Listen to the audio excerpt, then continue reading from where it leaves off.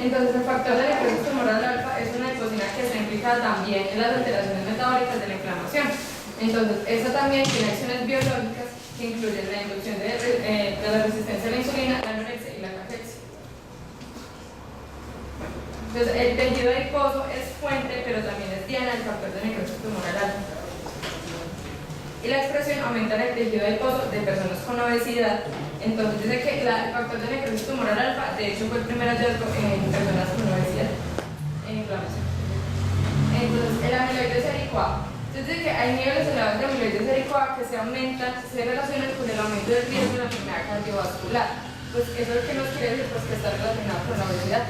Entonces, hasta hace pocos años se creía que la producción del amiloide sérico-A se daba en otros lugares como el hígado, pero hoy se sabe que la producción del amiloide sérico-A se da principalmente en el tejido adiposo. Bueno, el amiloide sérico-A también dice que se encuentra en niveles elevados en pacientes obesos y además su circulación se correlaciona con el porcentaje de grasa corporal. Entonces, este aumento pues obviamente induce a la obesidad. Entonces dice, cuando hay concentraciones de amiloide sérico-A, pues cuando la persona adelgaza, pues pierde peso, el amiloide sérico-A también disminuye. Y entonces dice que es más producido por eritrocitos de mayor tamaño, pues que obviamente lo tienen las personas que tienen obesidad, y participa en el reclutamiento de macrófagos que nos lo está desarrollando el agua en el tejido adiposo. Promueve la expresión de factores proinflamatorios como interleuquina 6, 8 y factor de necrosis tumoral. Bueno, la osteopontina. Entonces, la osteopontina se expresa abundantemente pues, en el hueso, como su nombre lo indica, pero también hay se expresan en otros sitios como células endoteliales, músculo liso y células epiteliales. Bueno, la expresión de la osteopontina en el tejido adiposo tiene un aumento paralelo también en la sangre con el sobrepeso y obviamente la obesidad. Entonces dice que la implicación de la osteopontina en los procesos inflamatorios está asociada con el exceso de peso y se demuestra que se desempeña un factor importante pues, en el desarrollo de la obesidad. Entonces, pues, yo esta imagen la puse porque quería tomarla como un llamado a todas las personas que están presentes. Pues, si nosotros somos personal de salud y vamos a ir a hablarle a una persona de pues, los hábitos que debe tener, pues primero tenemos que tener en cuenta que nosotros debemos ser el ejemplo. Entonces, pues, quería dejarles esa imagen para que la analicen.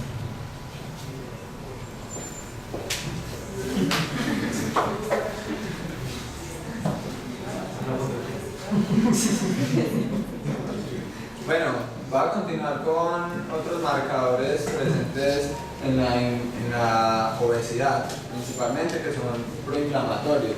Entonces la bisfatina es conocida como PBEF. Participa en la inflamación a través de su capacidad para inhibir la apoptosis de los neutrófilos. Es una adipocina que está aumentada en personas con obesidad.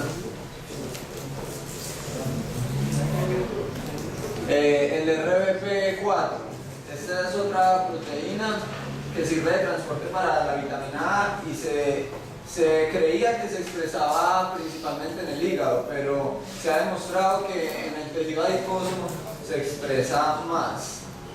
Esta estimula la gluconeogénesis hepática y altera la señalización de la insulina en el músculo. Entonces, las concentraciones de esta proteína se encuentran elevadas en personas con obesidad y diabetes mellitus. La aumentina. La aumentina es también denominada intelectina, es una proteína que se expresa principalmente, se expresa únicamente en el aumento. Entonces, se dice que en personas con obesidad la aumentina está disminuida. Se conoce que la aumentina tiene efectos insulinosensibilizantes, o sea, son un factor protector para la diabetes mellitus. Entonces, en la obesidad, al estar aumentada, aumenta el riesgo de adquirir diabetes mellitus tipo 2 en las personas obesas. La lipocalina 2 es un marcador relacionado también con la obesidad y la resistencia a la insulina. Se encuentra elevado en pacientes obesos que han sufrido algún evento vascular, una enfermedad coronaria. Entonces, tiene un efecto autocrino paracrino sobre los adipocitos. antagoniza el efecto de moléculas proinflamatorias y suprime la liberación de citocinas por parte de los macrófagos. La chemerina es una proteína implicada en la inmunidad innata y adquirida. La chemerina y sus receptores están aumentadas en personas obesas, en los adipocitos de las personas obesas. Facilita la señalización de la insulina y aumenta la captación de glucosa por los adipocitos. Regula de manera importante la adipogénesis y el metabolismo de los adipocitos. La vaspina. La vaspina es un inhibidor de la serina proteasa. Se expresa en el tejido adiposo. Entonces, la administración de vaspina a ratones obesos diabéticos mejora la tolerancia a la glucosa y la sensibilidad a la insulina. Se dice que es un factor protector en la obesidad y en la diabetes mellitus. ¿Por qué se dice eso? Porque en personas delgadas con normoglicemia no se encuentra prácticamente en la sangre. El PAI1 es otra proteína aumentada en la obesidad. Entonces, esta inhibe la degradación de los coágulos de fibrina y participa en la generación de trombos tras la ruptura de las placas ateroscleróticas.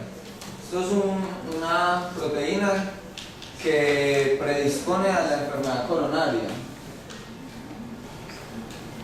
La MSP1 es una molécula que es importante para la infiltración de macrófagos en el tejido adiposo y está aumentada en la obesidad,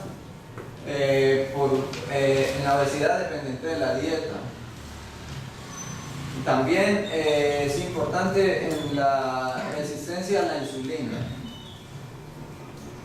Y existen otras adipocinas que aún están en estudio relacionadas con la inflamación y la obesidad, como la hepcidina, el factor de crecimiento de hepatocitos, la pelina, el factor tisular y la trombospondina y el factor de crecimiento tumoral beta.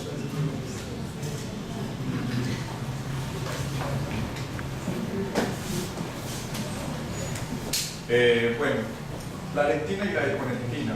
Estas son sustancias importantes en el metabolismo, el control del apetito y el peso corporal.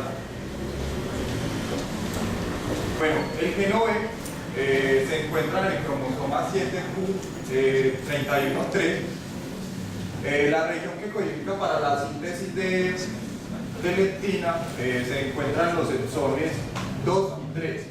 La lectina es una proteína quemadora, cuenta con 146 aminoácidos, presenta una estructura terciaria similar a la estructura de las citoquinas clásicas de hélice larga como la interleucina 2.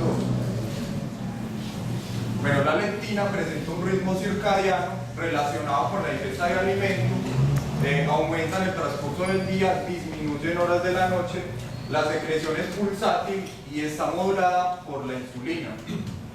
Los niveles de lectina en una persona con normopeso pueden oscilar entre 1 y 15 nanogramos sobre mililitro, mientras que una persona con sobrepeso o con un índice de masa corporal superior o mayor a 30, sus niveles pueden ser superiores a 30 nanogramos sobre mililitro. Bueno, la síntesis de lectina. La lectina se sintetiza principalmente en el tejido adiposo blanco, de tal forma que actúa como señal que le informa al cerebro el tamaño del tejido adiposo y también actúa como factor saciante. El tejido adiposo pardo también sintetiza lectina, pero la expresión del geno B es menor que en el tejido adiposo blanco. Bueno, los efectos fisiológicos de la lectina: control del apetito y el peso corporal. La administración de lectina, particularmente en ratones OE, provoca una pérdida del apetito y una disminución del peso corporal. Debido a que la leptina inhibe en el núcleo 4 del hipotálamo la producción o síntesis del neuropéptido Y. Este es un potente estimulador de la ingesta. Bueno, efectos metabólicos sobre los lípidos y los glúcidos. La leptina inhibe la secreción de insulina en las células beta del páncreas, pero aumenta la utilización de glucosa, particularmente desde la captación de glucosa en el músculo, y promueve el transporte de glucosa a través del intestino. En cuanto al metabolismo de los lípidos, la leptina estimula la lipólisis en el adipocito. Bueno, otros efectos. La leptina estimula la proliferación y diferenciación de células hematopoyéticas y la angiogénesis. La leptina también está involucrada en la respuesta inmune. En estudios que se han realizado, han logrado comprobar que la leptina estimula la actividad fagocitaria de los macrófagos, también aumenta la proliferación de monocitos y linfocitos. La leptina también parece estar implicada en el desarrollo cerebral, ya que en ratones OV, los ratones OV presentan un menor desarrollo cerebral. Bueno, factores reguladores de la expresión del gen OV y de la leptina circulante. Masa adiposa total. La concentración de leptina circulante puede ser considerada como un marcador de la reserva energética, ya que esta refleja el depósito adiposo en el organismo. En los humanos, el tejido adiposo, el tejido subcutáneo presenta una mayor expresión del gen OV. El estado nutricional, en cuanto al estado nutricional, un exceso en la ingesta provoca un aumento en los niveles o en la expresión del gen OV, mientras que el ayuno produce una disminución y no se producen cambios notables en el tejido adiposo. Bueno, regulación hormonal. El factor de necrosis tumoral alfa, la interleucina 1 son citoquinas que al parecer aumentan la expresión del gen OV y los niveles plasmáticos de leptina, tanto en roedores como en humanos. Los glucocorticoides, en especial el cortisol, parece también aumentar la expresión del gen OV. Y por el contrario, el ácido retinóico suprime la expresión de este gen. Bueno, leptina y obesidad. No existe una alteración en el gen o mutación en el gen OV en la mayoría de las personas con sobrepeso o obesidad. Solo se han recogido como pequeños casos en los cuales hay una mutación o una alteración del gen que es responsable de obesidad. De hecho, un gran porcentaje de las personas obesas presentan niveles elevados de leptina. La posible relación que existe entre la leptina y obesidad es que la obesidad está ligada principalmente a una resistencia de leptina, por ejemplo, una alteración en los receptores o en la señalización, más que la síntesis o producción de leptina.